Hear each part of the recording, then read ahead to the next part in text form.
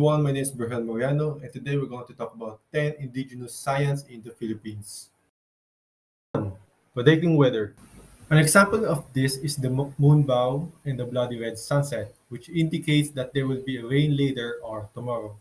When the goats are wailing, means that there will be a landslide near your place, and when the cows and the horses are wailing, then there will be a drought in your area. Using herbal medicine. There's this guy we call as herbalarians. They are therapists who heals through the use of herbs. The Mangyans of Oriental Mindoro are using 114 plants, and tuob or steam inhalation is a technique that is used as traditional home remedy for common cold. Preserving food. Eaten is the general term used by the Igorots in Cordillera about the natives' traditional way of preserving pork. A slab from a big slice of pork is cured in salt for about a week, then air dried under the sun or smoked for several weeks or months or both. Classifying plants and animals into families. Indigenous people here in the Philippines are classifying the plants and animals into three parts, whether it is edible or not, toxic or non-toxic, and lastly, whether it has a healing properties. Using indigenous technology. The indigenous technology that are being used in their daily lives are like spears, knife, shield, and baskets. The people are practicing weaving, pottery, and metallurgy as a means to create their technology. Local irrigation. Building local irrigation system.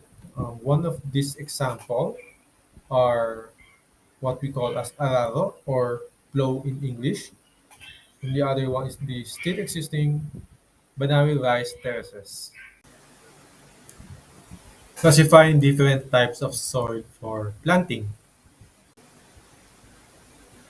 Of course, everyone must know whether the seeds or plants are compatible with the soils, especially the indigenous people, because these people are experimenting to increase the amount of food that they can eat.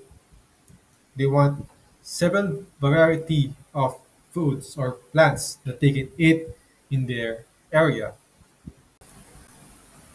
producing wines and juices.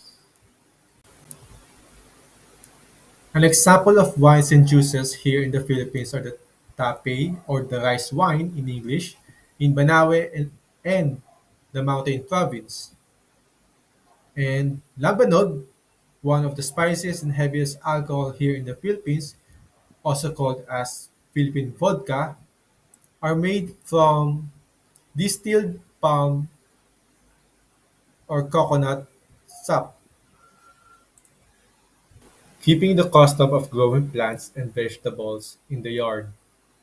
Nowadays, it become mainstream to have an ornamental plants in their yard. Actually, most of the Filipino would like to have not just plants, but vegetables and fruits. For example, malunggay, alugbati, and chili, so that they would not buy too much in the grocery and being able to save money. Selecting good seeds for planting. A good quality seeds can either be bought from different sources or farmers producing by their own.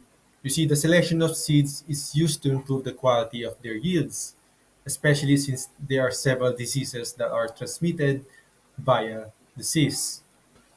Based on their native methods of meteorology, the indigenous people identified three distinct seasons within the agricultural cycle. One is the Pendupi from June to September, characterized by winds blowing from the southwest.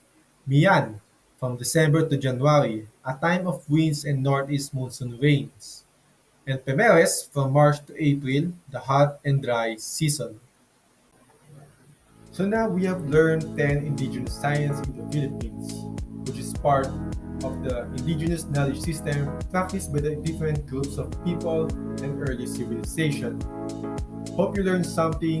Vergel Mariano, AUP signing out.